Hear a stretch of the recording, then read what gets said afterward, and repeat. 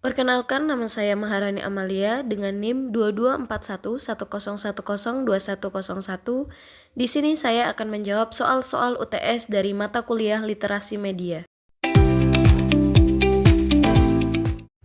Anak dan remaja termasuk ke dalam kelompok khalayak rentan karena berbagai faktor yang mempengaruhi perkembangan fisik, emosional, dan sosial mereka. Ada beberapa alasan utama yang menjelaskan kerentanan ini. Yang pertama itu ada perubahan hormonal. Masa remaja ditandai dengan perubahan hormonal yang signifikan yang dapat mempengaruhi suasana hati dan perilaku.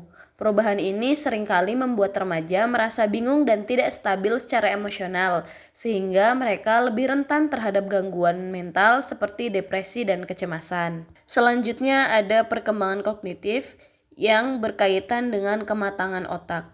Bagian otak yang mengatur emosi dan pengambilan keputusan belum sepenuhnya berkembang pada remaja.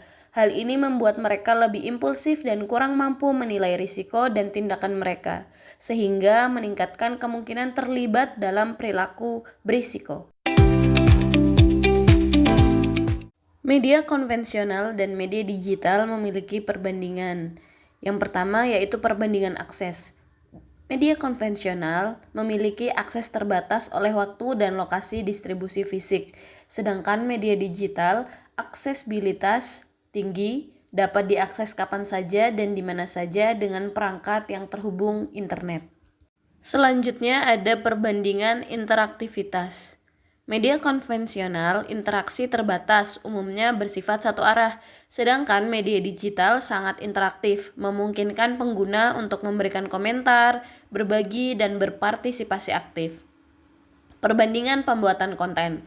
Proses pembuatan konten media konvensional lebih kompleks dan memakan waktu, sedangkan media digital proses pembuatan konten lebih cepat dan mudah dengan berbagai alat bantu digital.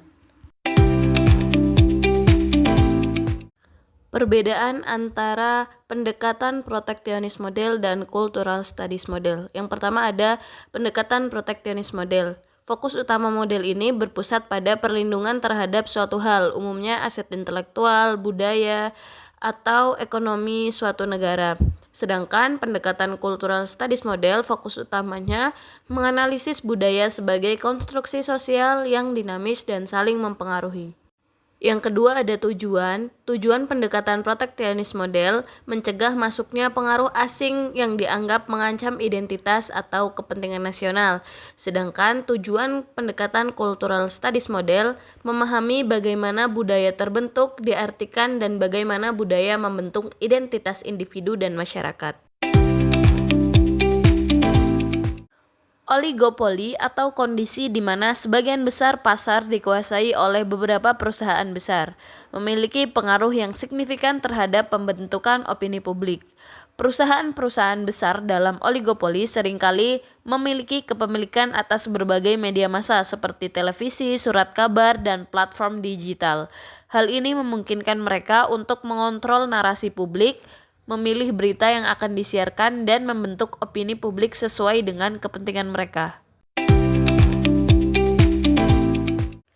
Komodifikasi adalah proses mengubah sesuatu yang awalnya bukan barang dagangan atau komoditas menjadi sebuah produk yang dapat diperjualbelikan di pasar. Sederhananya, komodifikasi adalah proses menjadikan sesuatu sebagai barang dagangan. Ada 3 jenis komodifikasi. Yang pertama, komodifikasi konten atau isi.